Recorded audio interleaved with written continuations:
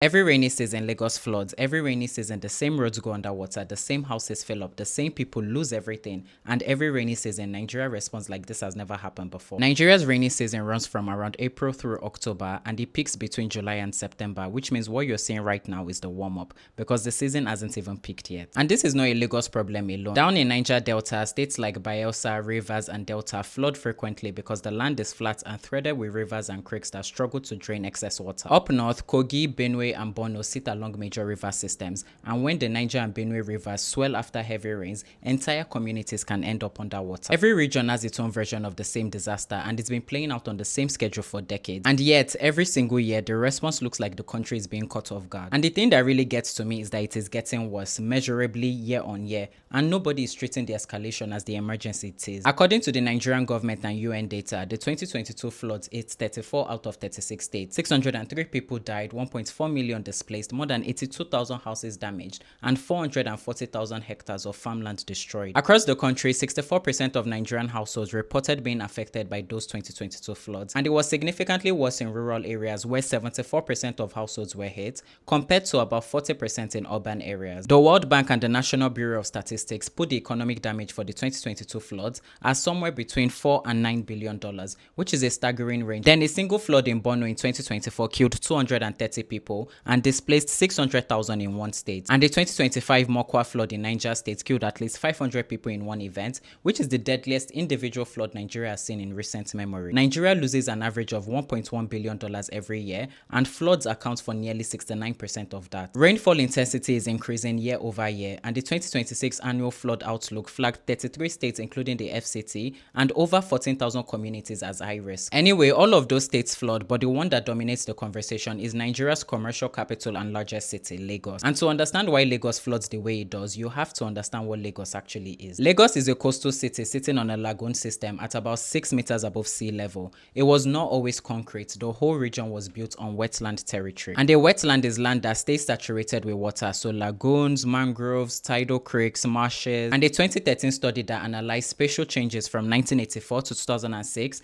measured the Lagos and Lekki lagoons at about 646 square kilometers, which is roughly the size of Chicago. Contrary to popular opinion, the mainland had wetlands too. Places like Mushin, Agege, and parts of Surulere were intersected by streams and swampy areas, but the mainland generally sits on more continuous land, so it was never as shaped by the water. However, Lagos Island, Victoria Island, Ikoyi, Lekki, Aja, they were all surrounded by that lagoon system, and the lagoon system was what was protecting them. So now we have a low-lying coastal city, dense, flat, exposed, with over 20 million people growing at 4% a year, which is double the global average, built on land that was naturally designed to hold water. And three things happened to that land, all of them man-made, that explain why Lagos floods the way it does now. The first is the destruction of the wetlands. According to the US EPA, a single acre of wetland can store about 1.5 million gallons of water. And research on the upper Mississippi River Basin found that wetlands reduce peak flood height by as much as 29% because the vegetation physically slows down the water before it reaches populated areas. Lagos had all of that naturally for free, and then it was reclaimed. Lekki was a vast wetland until the early 1990s when it was drained and developed for real estate, and no capable drainage was installed to handle the water that the wetland used to absorb. The Eco Atlantic project reclaimed over 1,000 hectares from the Atlantic to protect Victoria Island from coastal erosion, but it displaced ocean currents that are now eating away more than 25 meters of shoreline toward Lekki and Ekpe. So it solved one problem and created another further down the coast. At this point, I'm just like, don't they do research? Because if you had done proper research at the beginning, you would have known that what you're doing, this project you're about to undertake, is going to cause a lot of issues down the line. You're trying to protect the environment by doing one thing, but you're causing further damage by doing another thing. Like, make it make sense. And that pattern has been playing out across the entire city for decades. Between 1984 and 2006, mangrove wetlands across Lagos decreased by 77% and swamps by 52%. By 2013, urbanization had eliminated over 6,700 hectares of mangroves, 1,300 hectares of wetlands, and 1,740 hectares of water bodies. And 59% of what's left has been lost in just the past decade. When I look at those numbers together, what I see is not gradual erosion. It is the systematic removal of the natural infrastructure that was absorbing exactly the water that is now flooding this city. The second reason why Lagos floods so much is that the artificial system built to replace it was never close to enough. The drainage in Lagos was designed for roughly 300,000 people, but the city now has over 20 million, and that system was never rebuilt or expanded to handle that. On top of that, 70% of the flooding is attributed to blocked drainage. Waste clogs the channels, maintenance is inconsistent, and what was already far too small becomes functionally useless. So the natural system that was absorbing the water is gone, and the artificial system that was supposed to compensate was built for a fraction of the population it now serves, and it isn't even being maintained. The third reason is that the ground itself is sinking, and most people don't even know this is happening because it doesn't look like what you would expect. When people hear the city is sinking, they picture buildings collapsing or the ground cracking open,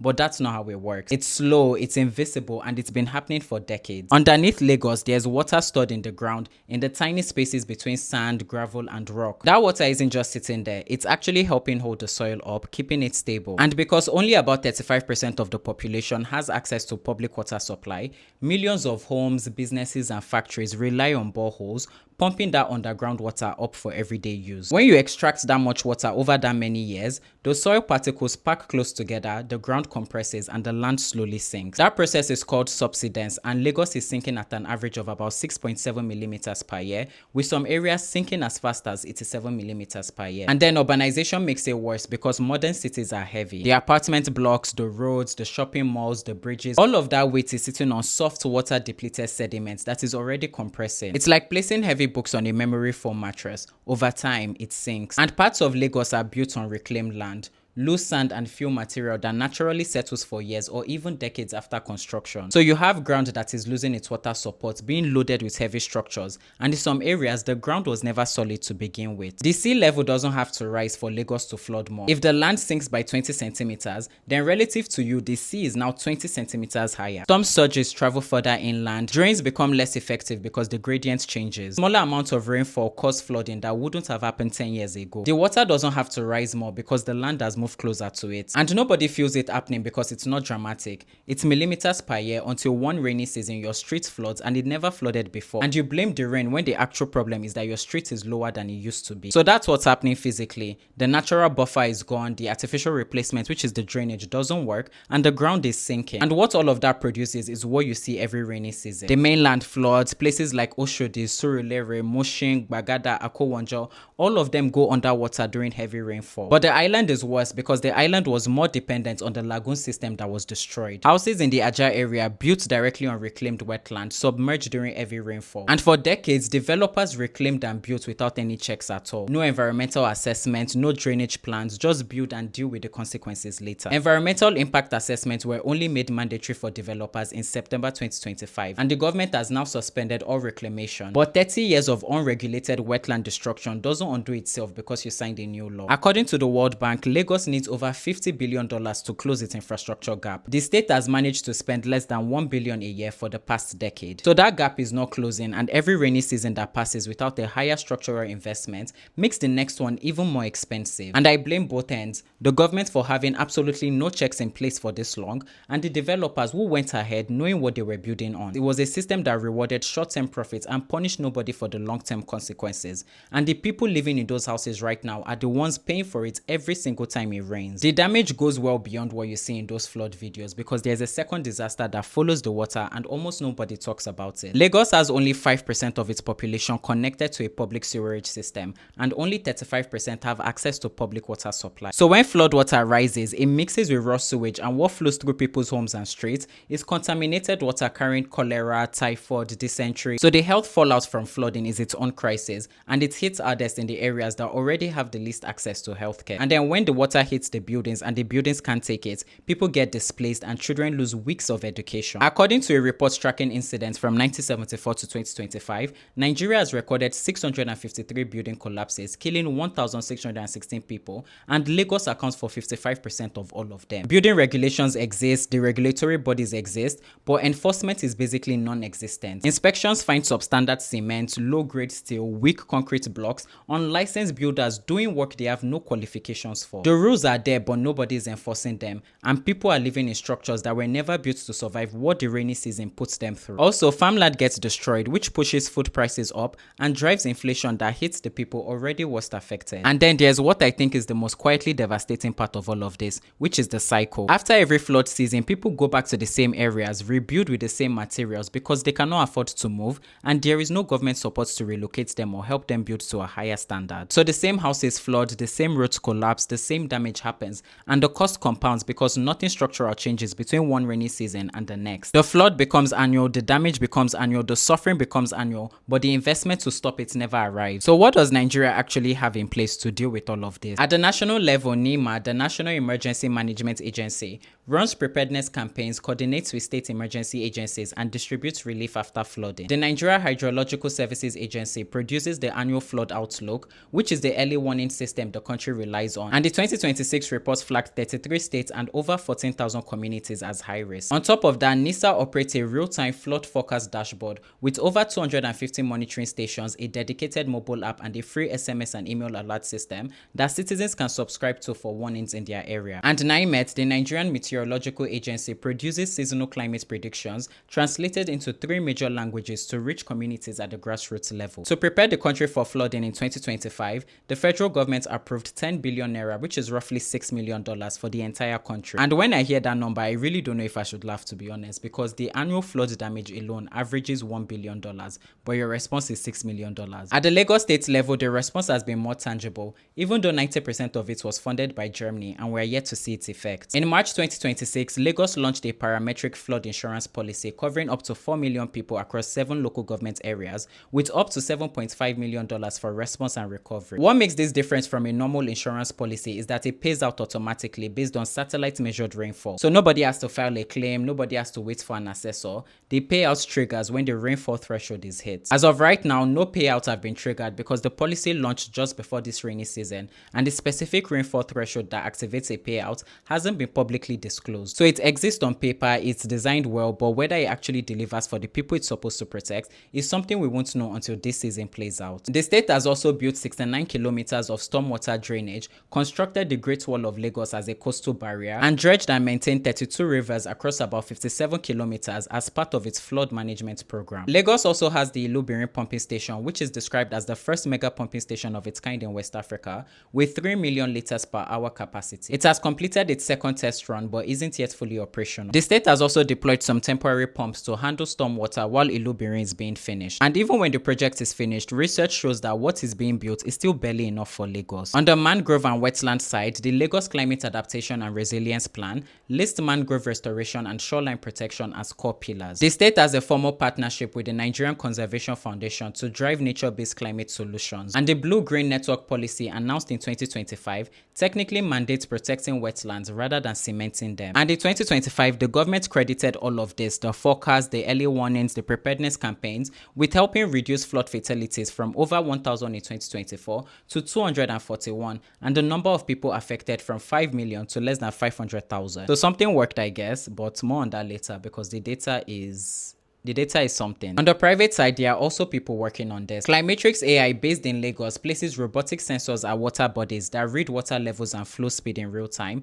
feeds that into machine learning models for flood prediction, and pushes alerts to people through a mobile app. They also built Flood Sentinel, a free tool that gives you instant flood risk assessment using real elevation data and historical flood records. Then there's the Geohazard Risk Mapping Initiative, which is a youth-led non-profit that uses satellite data to build real-time flood reporting tools and interactive maps. They've mapped 25 communities across different states so far. However, while the tech ecosystem can warn you, map the flood, maybe trigger an insurance payout, it cannot fix the drainage, it cannot restore the wetlands, it cannot rebuild the roads. The structural problem underneath all of this is the government's responsibility. It predates every one of these startups by decades, and no private company can fix what the government chose not to build. So Nigeria has the agencies, the forecast, the dashboard, the insurance, the startups, the plans on paper, and the outcomes in 2025, according to them, were genuinely significantly better than 2024. And yet, the most recent data on whether those warnings actually reach people at the household level tells a completely different story. The 2022 flood impact assessment found that only 19.7% of households said they knew about government flood warnings.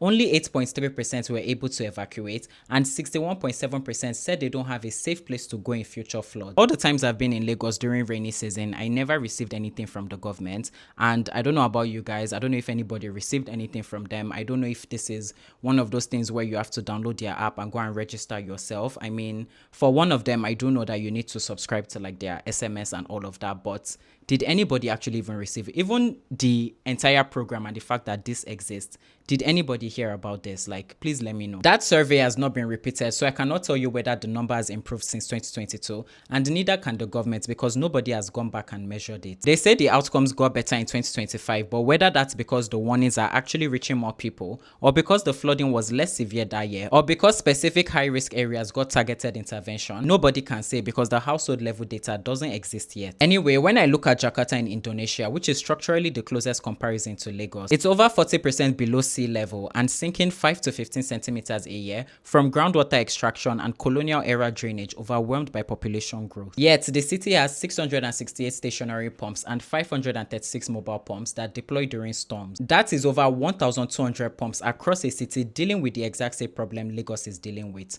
Yet, Lagos has one mega station that isn't running yet, while Lekki sits at an average of 8 centimeters yearly. And even Jakarta, with all of their resources, the structural problem outran every solution they threw at it. Indonesia eventually decided that the city was unsalvageable and is in the process of moving the entire capital to Borno. Nigeria already moved its capital from Lagos to Abuja in 1991, so I guess we're ahead of that. But if the structural deterioration continues, then Lagos could be heading towards the same question. And the question stops being how do we fix this and starts being can this city survive what's coming? Because it is currently projected that a massive proportion of Jakarta will be fully submerged by 2050, which is considered one of the most severe urban environmental emergencies in human history. Then there are the mangroves. I mentioned earlier that Lagos has restoration in its climate adaptation plans, but all of that is on paper. While the federal government manages a comprehensive mangrove for life project that's concentrated in the Niger Delta to clean up oil pollution, it doesn't cover Lagos. Lagos does not have an active state-funded program replanting its lost coastal forests. The physical restoration that is happening in Lagos is almost entirely driven by small, localized, non-profit initiatives in places like Akodo-Ishe that are tiny compared to the scale of what's being destroyed. And while the state environmental ministry publicly wants that sand filling and wetland encroachment worsen flooding, the state government continuously approves massive sand filling and land reclamation projects. Vast stretches of mangroves along the Lekki Peninsula, Ikoyi, and the Lagos Lagoon are systematically bulldozed and paved over to build luxury real estate. The government is outlawing wetland destruction in its environmental policy while simultaneously permitting it in its urban planning ministry. And is it that these ministries don't talk to each other, they don't, work together, or one of them creates a policy here while the other one just, carries on doing their thing? And if that's not what's happening, then that is a government that knows exactly what it is doing, and it has decided that selling reclaimed waterfront land is worth more than protecting the city from flooding. When I compare that to Mumbai, which has a similar origin story as Lagos, with the coastal city, reclaimed land, mangroves destroyed for development. After the 2005 floods killed over 1,000 people, the Bombay High Court ruled that no construction could happen within 50 meters of mangroves and mandated the creation of a dedicated government body. Between 2015 and 2022,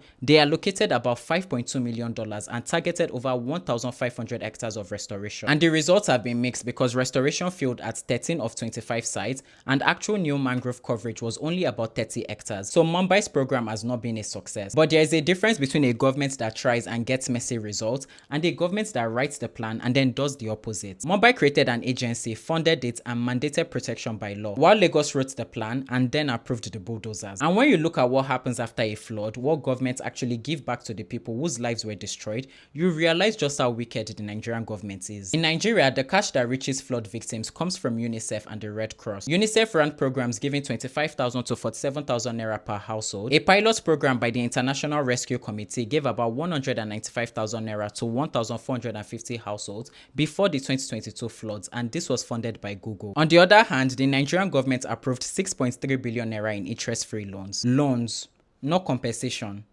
Loans As per you just lost everything, you should go and borrow money from the Nigerian government. And through NEMA, the government's direct response is bags of rice, cartons of spaghetti, sleeping mats, mosquito nets, among others. There is no structural policy that says if your house is destroyed, you are entitled to this amount, no automatic payouts, no rehabilitation framework, and the parametric insurance I mentioned earlier that is being 90% funded by Germany only covers 7 local government areas, even though Lagos has 20. So the people outside those 7 are back to bags of rice if the bags arrive at all. The pattern across all of this is the same. The agencies exist, the forecast exists, the plans exist, the budget lines exist, but the warnings don't reach the households, the pumps don't get built at scale, the mangrove protection plans get written while the mangroves get bulldozed, and the people whose houses are destroyed get loans and spaghetti instead of proper compensation. Everything is in place on paper and almost none of it is working on the ground, which again is a typical day for Nigeria. Anyway, the money has always been there. 2% of the federation account goes into the ecological fund, which is the statutory allocation for flooding, erosion, and environmental remediation across the country. Between July 2023 and December 2025,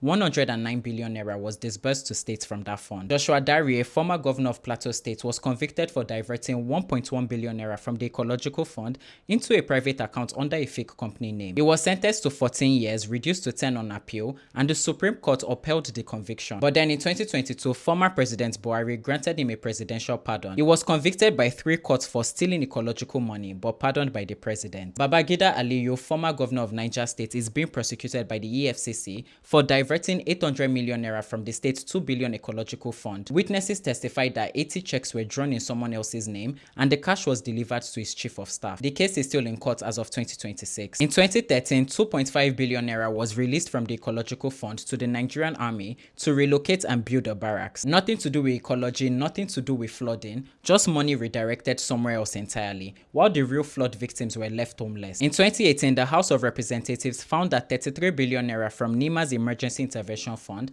had been embezzled under the watch of NEMA's director, General Mustafa Yunusa Mahaja. The House recommended it be dismissed and prosecuted, and as far as anyone can tell, nothing has happened yet. And in Niger State, relief items meant for flood victims, rice, cement, mattresses, were found being sold by the people who were supposed to distribute them, while actual flood victims were told that all the remaining items had been stolen in the night. And if that sounds familiar, it's because it is exactly what happened during COVID. And I'm not going to lie, at this point, it's just so embarrassing. Like, it is very embarrassing. You are working at a government agency, you have your own salary, you were not the victim of any disaster, and even if you were, I'm sure you would get your own part as well. Like, they will give you your own package. Why are you stealing rice? Why are you stealing spaghetti? How much is it? Like, I don't know if it's the greed. I don't know if it's the poverty mindset. Like, I really do not know what it is, but it is so embarrassing. Oh my God. Relief supplies donated for citizens during the lockdowns were stored in warehouses instead of being distributed until people found them during the EndSARS protest and took what was supposed to be theirs in the first place. The pattern is always the same.